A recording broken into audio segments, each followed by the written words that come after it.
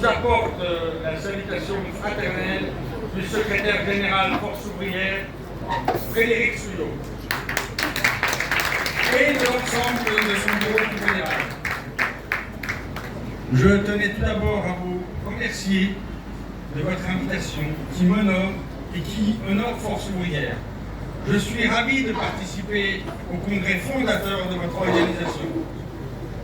D'ailleurs, il y a presque 2 ans maintenant, c'était votre secrétaire général confédéral, Paco Matabi, qui s'exprimait à notre congrès et dénonçait la déréglementation des relations de travail qui est aujourd'hui malheureusement toujours d'actualité dans tous les pays du monde, comme en Côte d'Ivoire. Sur un point peut-être moins syndical, je tenais tout d'abord à saluer votre victoire à la Cannes. Du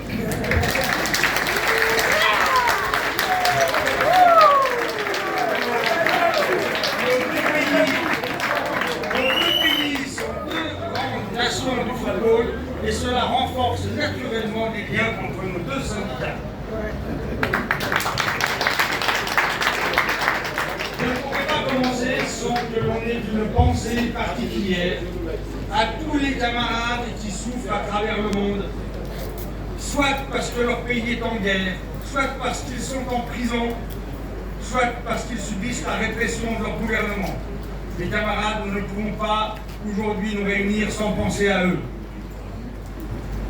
Je tenais à vous raconter, pour saluer la création de votre syndicat, la Confédération Générale du Travail, la Confédération Syndicale Espoir Côte d'Ivoire, l'histoire de mon syndicat, la Confédération Générale du Travail Force ouvrière, qui est née en 1948 d'une scission.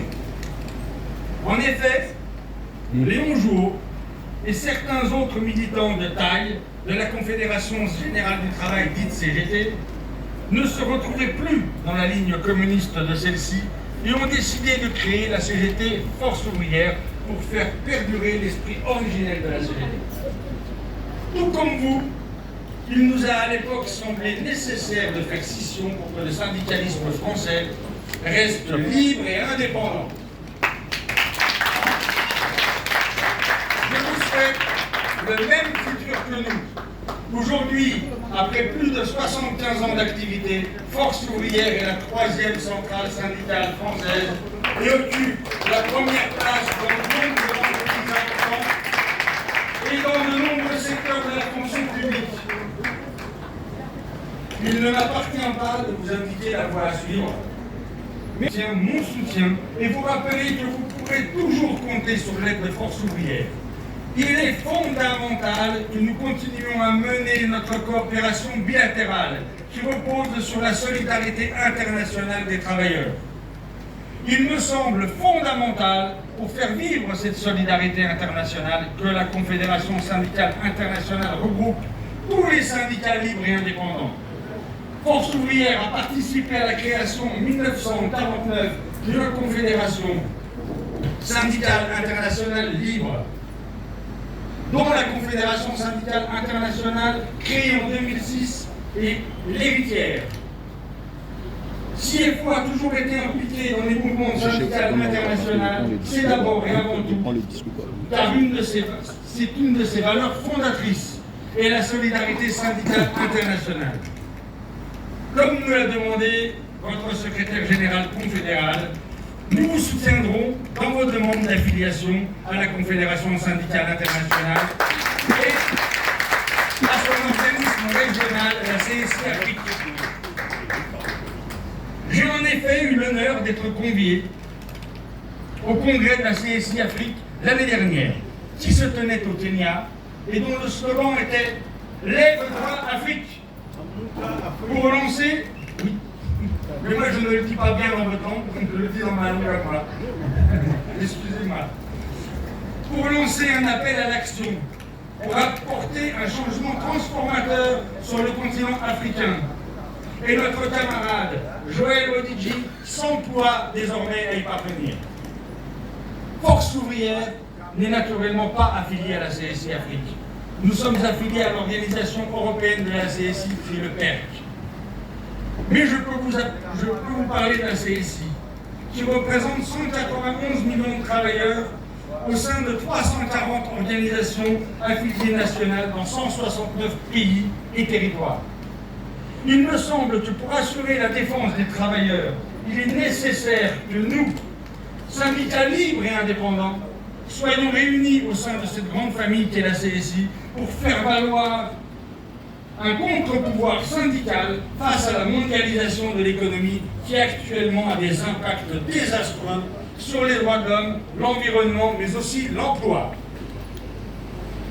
Il est fondamental que la Confédération syndicale internationale, pour pouvoir être qualifiée internationale, tienne compte de ses affiliés des pays du Sud et des difficultés que vous rencontrez, qui sont parfois différentes du quotidien syndical français et à la fois très similaires. Je lisais une intervention de votre secrétaire général confédéral qui rappelait le gouvernement de Côte d'Ivoire a adopté des solutions concernant la cherté de la vie. Sachez qu'en France, comme en Côte d'Ivoire, la lutte pour le pouvoir d'achat et pour des salaires qui permettent de vivre, et non simplement de survivre, est une lutte quotidienne. Force ouvrière, je vous le disais, a toujours joué un rôle clé au sein du mouvement syndical international, mais également dans les organisations internationales. Léon Jouot, le fondateur de Force ouvrière, a d'ailleurs participé à la création de l'Organisation internationale du travail, dite OIT. Nous croyons, à Force ouvrière, que l'OIT doit être le chef de file de la régulation sociale au niveau mondial pour assurer à toutes et à tous des conditions de travail décentes. Nous mettrons tout en œuvre pour vous aider à obtenir des accréditations pour participer à la prochaine conférence internationale du travail à Genève, afin que la voix des travailleurs de Côte d'Ivoire puisse être entendue. Cela nous permettra également de renforcer notre coopération bilatérale et de prévoir des actions communes. Les syndicats doivent rester unis à l'OIT pour s'assurer que l'OIT dépasse la crise qu'elle traverse depuis 2012. En effet, depuis 2012, les discussions sont rendues particulièrement difficiles du fait du refus des employeurs de reconnaître le droit de grève. Il est fondamental que l'OIT reprenne son rôle de législateur international pour adopter des conventions internationales du travail qui permettent de tirer vers le haut les législations sociales de tous les pays. Je souhaitais également vous dire qu'un des enrichissements les plus importants pour le syndicalisme est certainement l'échange avec des syndicats d'autres pays. Cela permet d'apprendre et de renforcer sa propre action.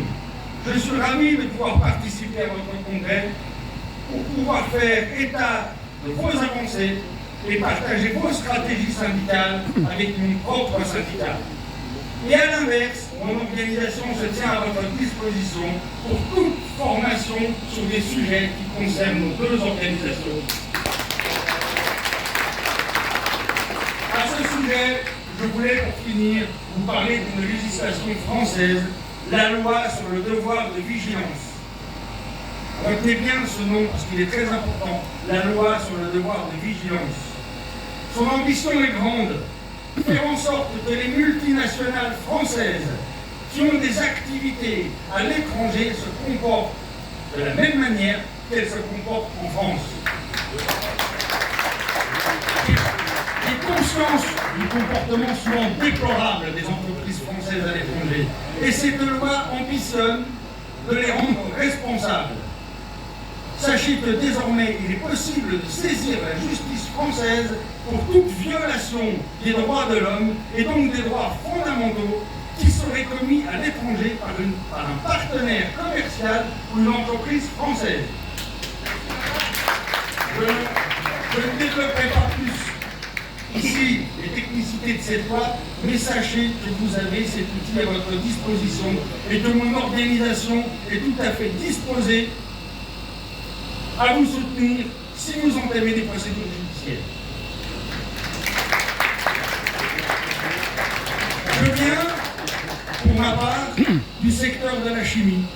Et je me souviens, lorsque j'exerçais des fonctions à Industrial Global, d'avoir suivi en 2006 le scandale du bateau Provo-Koala et du déversement des déchets toxiques à Abidjan qui avait causé la mort de 17 personnes et plus de 100 000 consultations médicales. L'entreprise néerlandaise avait déchargé 400 tonnes de fioul, eau et soude caustique utilisées pour nettoyer les compartiments dédiés au transport d'hydrocarbures. Malheureusement, du fait de l'absence de législation adaptée, la principale responsable de ce drame, l'entreprise néerlandaise Trafigura, n'était même pas présente au procès qui s'ouvrait en 2008.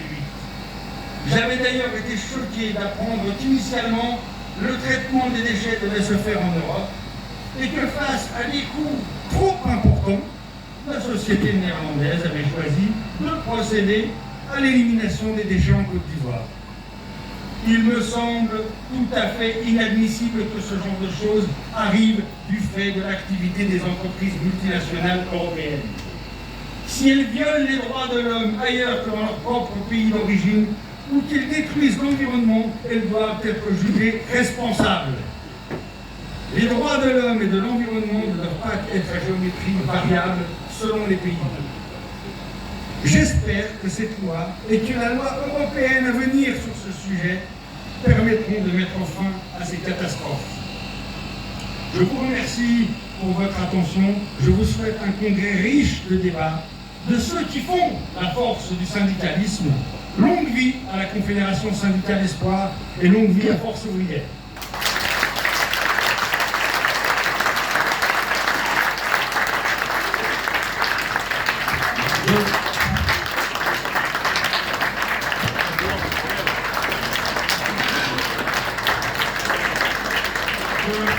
Merci beaucoup, mesdames.